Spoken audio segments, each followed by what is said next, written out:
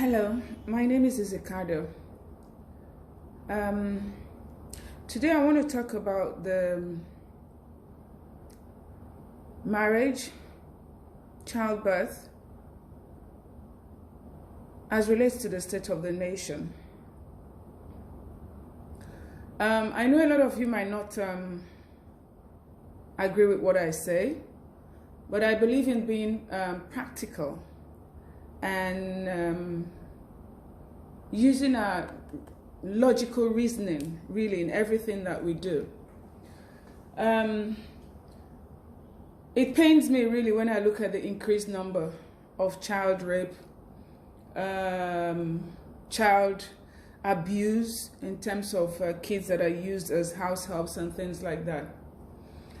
But I do strongly believe that for some reason the state of our nation ties greatly with our homes, the homes we come from, how we impact in the lives of our children, how the decisions we make as man, woman, as husbands and wife.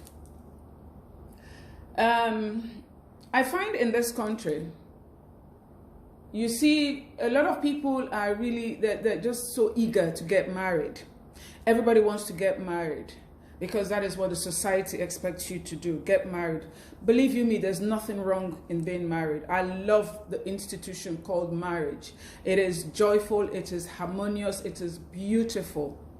But for some reason, when you say marriage, it's synonymous to the word misery, long suffering, pain, and all those kind of negative words. It's just so,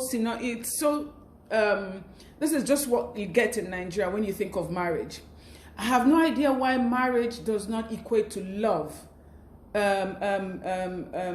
beauty, happiness, joy. Why doesn't it mean that in this country? Why does it have to mean the negative? Why does it have to mean that everybody, once you're married, you just have to, adapt to the pains and the miseries and the suffering that comes with it? That for me is an issue. And when you look at how we get married in this country, to an extent, I think at this point, we need to start having a situation where all the counseling that people go for, they need to start having some psychological evaluations to go with it.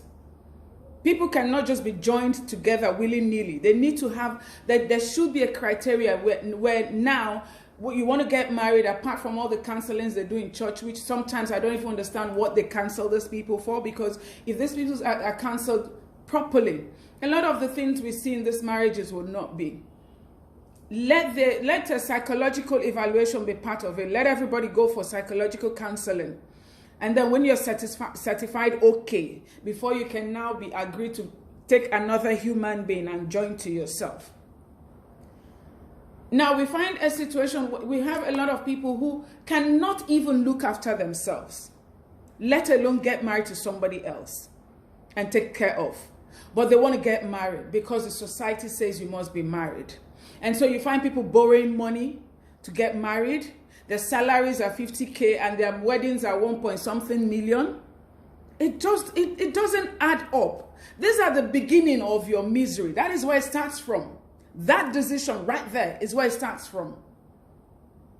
People that cannot afford to. You live in one room. One room. I'm not saying it's bad. There's nothing negative. There's nothing, it's not a death sentence for you to be in one room. But how can you be in one room? You go and get married and you start having a family immediately.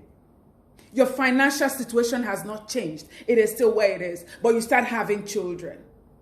You produce God knows how many children inside that one room. And we turn around and we blame the government. We blame our ancestors. We blame our aunties and grandmothers and everybody. We blame even our siblings who are progressing.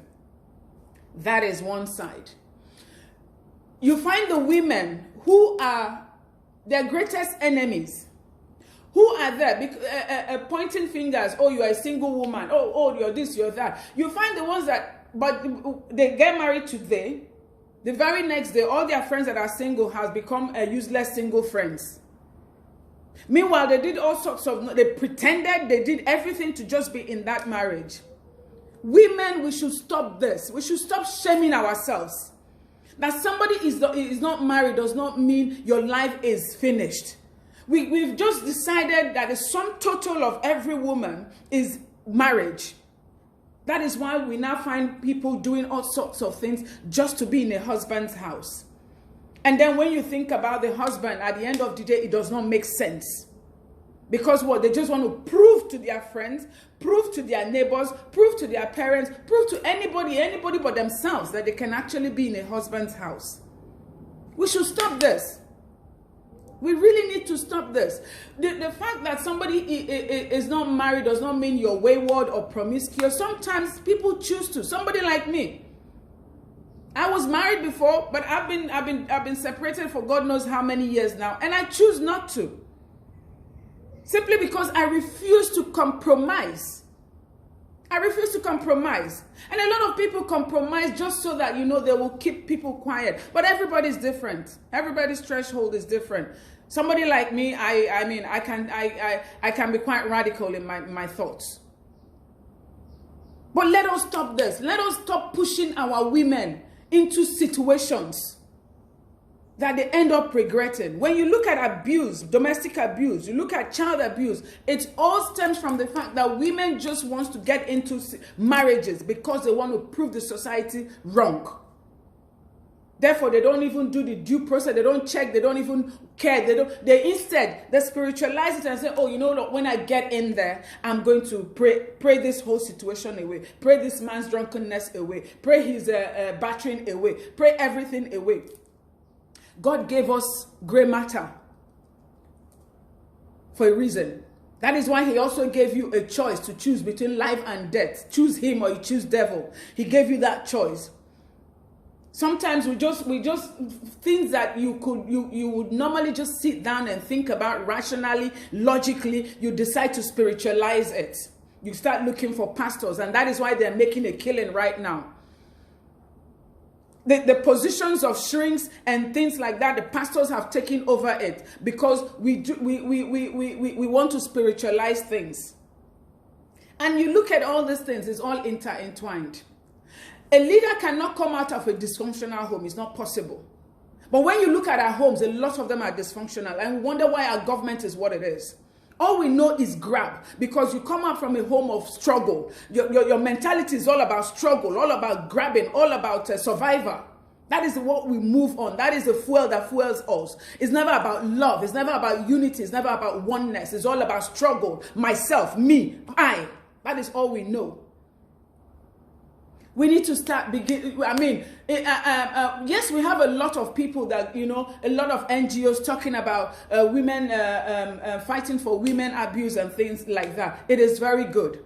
But you see, until we start ramming it down our girl child, our children, our men, our women, marriage is not by force. It is not the sum total of any human being. Marriage is not the sum total of you. You are created in his image. You have been created beautifully. You are made beautifully and wonderfully made. You do not need any man's validation over your life. God has already blessed each and everybody. You do not wait for somebody, the society, to make you feel less of yourself.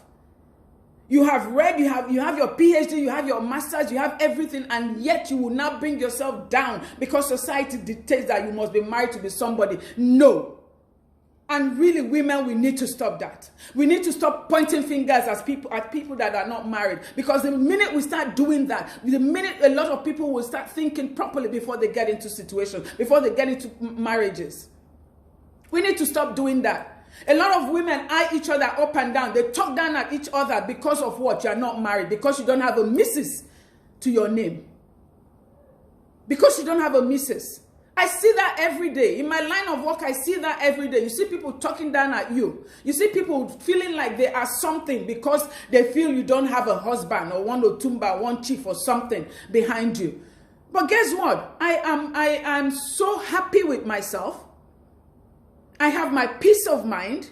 And you see, I make it this. You cross your boundary, I give it to you as it comes. Because nobody pays my bill. Therefore, I will not allow you or anybody, after God has made me so wonderful, and allow anybody to come and talk me down. It is not possible. And I refuse to compromise. I will not. Women, we need to stand our ground. We need to teach our children to be somebody for themselves. Discover themselves. Empower themselves. Before they go out there into the world. I don't see how you will train a child, you will send them abroad to go and come back with all the degrees, all the PhD. The next thing you are forcing them to is marriage.